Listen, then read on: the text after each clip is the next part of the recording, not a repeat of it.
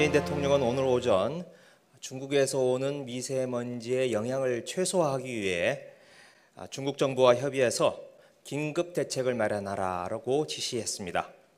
필요하다면 추경을 긴급 편성해서라도 미세먼지를 줄이는 데 역량을 집중하라고 지시했습니다.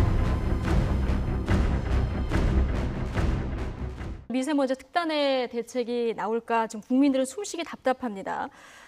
자, 지금 국회에서도 이 문제에 대해서 신중하게 지금 바라보고 계신 것 같은데요. 문재인 대통령이 여러 가지 지금 미세먼지 관련해서 지시사항을 내렸습니다. 일단 첫 번째가 한중 협력을 강화해서 공동 대응을 하라. 그리고 뭐 추경 예산도 편성할 수 있으면 해라. 이런 이제 어제에 이어서 이제 조치들이 내려졌는데요. 어떻게 보셨습니까? 취임 2년 동안 뭐 하셨습니까? 지금 2년 동안 뭐 하시고 대통령 선거 때 공약사항 그대로 말씀하시는 겁니다. 외교 역량을 강화하겠다. 또 뭐 석탄 화력발전소 줄이겠다. 석탄이나 화력발전소 같은 경우에 47%가 52%로 오히려 문재인 정부 들어와가지고 과다 지금 운용되고 있는 겁니다. 원전은 줄이고 있고요. 공해가 나오지 않는 미세먼지가 나오지 않는 원전을 줄이니까 당연히 석탄이라든지 화력발전소 발전을 높일 수밖에 없는 거 아닙니까? 미세먼지 대책에서 이게 역주행하고 있는 국내 요인만이라도 잡지는 못하고 있는 거 아닙니까? 자, 그다음에 국제 요인에 대해서 중국에 무슨 말을 했습니까? 뭘 했습니까? 국민들은 숨쉬게 할 자유를 달라고 하는데 이제 와서 지금이라도 발표한 거 좀 실천하시기 바랍니다. 주고받으면서. 그럴까요? 일단 말씀하시죠. 그러니까 미세먼지에 대한 대책과 관련해서는 책임을 지고 있는 정부 여당이기 때문에 국민들께 송구하다는 말씀을 드릴 수밖에 없어요. 대통령께서 이제 긴급 회의를 통해서 지시를 하셨는데 일단 미세먼지와 관련해서 가장 큰 그 주요 원인은 이제 낡은 경유차가 제일 크고요. 또 사업장에서 배출되는 게 크고 세 번째가 이제 그 발전소입니다. 또 중국 요인이 크죠. 오늘 대통령께서 중국과 관련해서는 미세먼지 예보 시스템, 또 미세먼지 저감 조치 기준과 관련해서 중국과 공동으로 시행하는 방안을 협의해라라는 지시를 하셨고 또 인공 강우의 문제도 역시 중국과 협의해야 될 사항이고요. 석탄 화력 발전 오래된 것은 빨리 폐기가 되는 것이 맞겠습니다. 그러나 어찌됐든 지금 국회에서 잠자고 있는 법안이 54개 미세먼지 저감 조치와 관련한 여러 허용량 기준을 높이는 것 그리고 미세먼지를 재난으로 범죄 인정을 하는 것. 그래야지 국가적인 대책이 가능하죠. 근데 그런 것들이 2월 동안 국회가 문이 이제 잠겨지는 바람에 지금 통과가 되지 않았어요. 그래서 빨리라도 아까 싸울 건 싸우더라도 이러한 민생 법안은 여야가 조속히 머리를 맞대고 좀 통과를 시켰으면 좋겠습니다.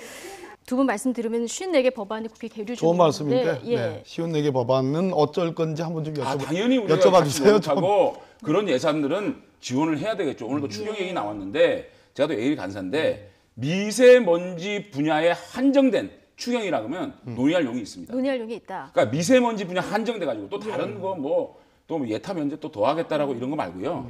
미세먼지 분야에 한정된 추경이 필요하고 반드시 불효불급한 예산이 필요하다면 합시다. 좋아요.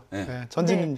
일단 뭐 이런 추경이 편성되면은 유치원의 공기청정기라든가 이런 것이 바로 도입될 수 있는 부분이기 물론입니다. 때문에 지금 긍정적으로 검토하시겠다. 국민들에게도 한 가지만 더 물어봐 주세요. 직접 물어보시죠. 그 미세먼지 관련 법안 크게는 두 가지인데 그 허용 기준, 배출 허용 기준을 높이는 거. 그래야지 규제가 가능하죠. 그래야지 지금 말씀하시는 뭐 경유차라든지 또는 석탄 화력 발전, 뭐 LNG 발전 다 규제가 가능한 거고요. 두 번째는 그 미세먼지 문제를 하나의 재난의 범주로 포함시켜 가지고 국가적인 재정적 여러 가지 시책을 가능하게 하는 법안. 이 두 가지로 다 이제 포섭될 수 있는데 이 부분만이라도 떼서 같이 논의하자고. 협상할 의미가 있다. 같이 논의하는데 전력 수급 문제가 있지 않습니까? 또 여름이 가까이 오면 그러니까 석탄이나 화력 발전을 확 줄이는 대신 일부 셧다운을 하더라도 원전 가동률 좀 높인다는 전제를 해주세요. 그런 부분들이 이 문재인 정부도 자신들이 아무리 주장하는 그러한 정책이지만 이 미세먼지라는 큰 국가적 재난 앞에서 이런 것들도 숙일 수 있는 이런 것들도 한번 양보할 수 있는 그런 대승적인 모습을 보인다 그러면 야당이 왜 협조 안 하겠습니까? 그럼 절충할 여지가 있는 거예요.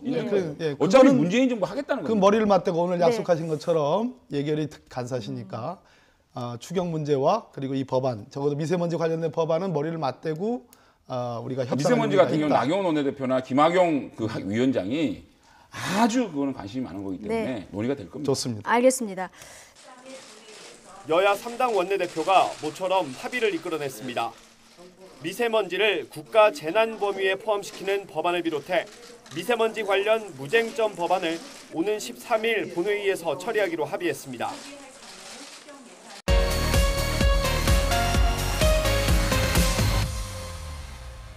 모든 의혹들이 하루빨리 밝혀질 수 있도록 최선을 다해서 조사받겠습니다. 그러니까 결과를 조금 기다려 주셨으면 좋겠고요.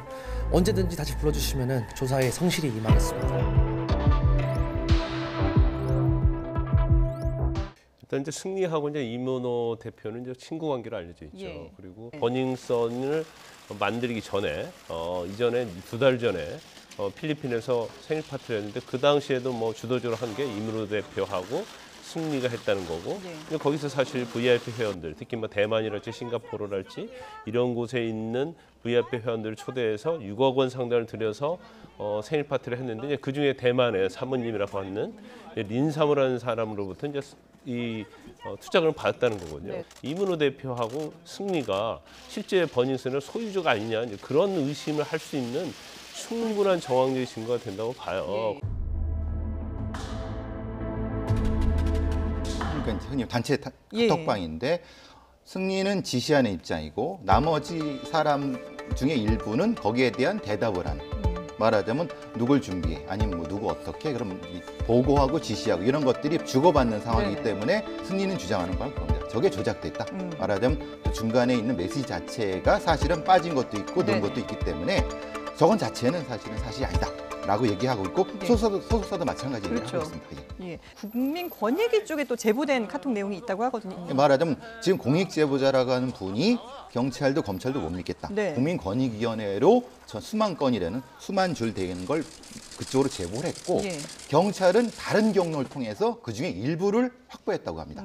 이 경찰에서 수사를 하는데 서울경찰청에서 원본이 없는 것으로 알고 있다 이렇게 얘기를 했어요. 네네. 그거 자체는 원본이 없으면 사실은 이 지금 언론에서 폭로한 카카오톡 메시지 내용 자체가 증거로서 효력을 발휘할 수가 없거든요. 사실 여부를 확인할 수가 없으니까요. 그러면 결과적으로 권익위에 이게 원본을 제출이 됐다는 내용이 알려졌고 그 다음에 이제 경찰 측에서는 우리도 그거 관련된 것을 확보를 했다 이제서 이렇게 얘기를 네. 하고 있거든요.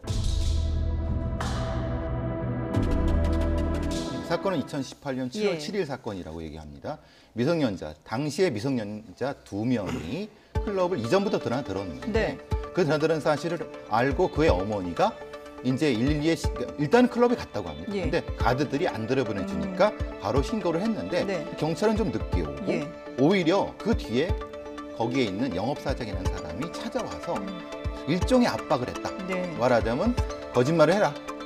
그러니까 흔히 말하는 신분증 검사를 했다고 해라. 예. 사실을 안 했는데 예. 이날 문제가 됐던 것은 부모의 카드로 2천만 원 상당을 그 당시에 네. 신용카드를 결제를 했어요. 네. 근데 부모 입장에서 보면 이거 엄청난 일 아닙니까? 그렇죠. 그러면 경찰 입장에서 이걸 반드시 수사를 해야 하는데 이 지금 내용에 보면 뭐 클럽 측에서 시키는 대로 하면 아무 일 없다. 그리고 경찰 조사도 없을 거고 알아서 뒤처리하겠다 이런 얘기를 했다는 거예요. 예. 이 말의 뉘앙스 자체는 경찰과 유착관계에 있다는 것을 굉장히 암시하는 거 아니겠습니까?